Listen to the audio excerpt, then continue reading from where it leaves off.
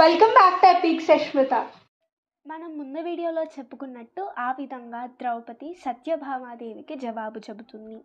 ఇంకొక వైపు హస్తినాపురంలో పాండవుల పరిస్థితి చాలా హీనంగా ఉంది అని ఒక బ్రాహ్మణుడి ద్వారా వింటాడు ధృతరాష్ట్రుడు. అయితే తను ఊహించుకుంటాడు రాజ్యంలో ఉన్న పాండవుల పరిస్థితి, అడవిలో నివసించే పాండవుల పరిస్థితి. తనకు అర్థం అవుతుంది కేవలం తన కుమారులైన కౌరవుల వల్ల ఇదంతా జరుగుతుందని, వారిని చంపడానికో లేదా ప్రతీకారం తీర్చుకోవడానికో పాండవులు ఏదో ఒకటి చేస్తారని. భీముడి ప్రతిజ్ఞ గుర్తుకు వస్తుంది, అర్జునుడి వ్యక్తిత్వం, తన లక్షణాలు, తన శక్తి గుర్తుకు వస్తాయి. తనకు చాలా భయం వేస్తుంది. ఇంకొక వైపు దుర్యోధనుడికి ఒక సలహాను ఇస్తారు శకునుడు అలాగే కర్ణుడు.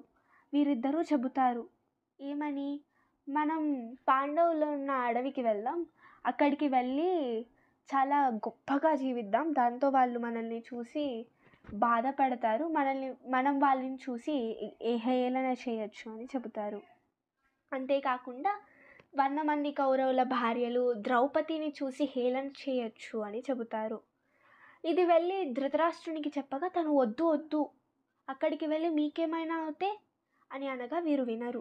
అక్కడికి వెళ్ళడానికి సిద్ధమవుతారు. అక్కడికి వెళ్ళిన తర్వాత ఏం జరిగింది, పాండవులకు ఏమైనా అయ్యిందా అనే విషయాలు తెలుసుకోవాలి అంటే నెక్స్ట్ వీడియో చూడండి. ఇలాంటి మరిన్ని వీడియోస్ కోసం please like, share and subscribe. Thank you.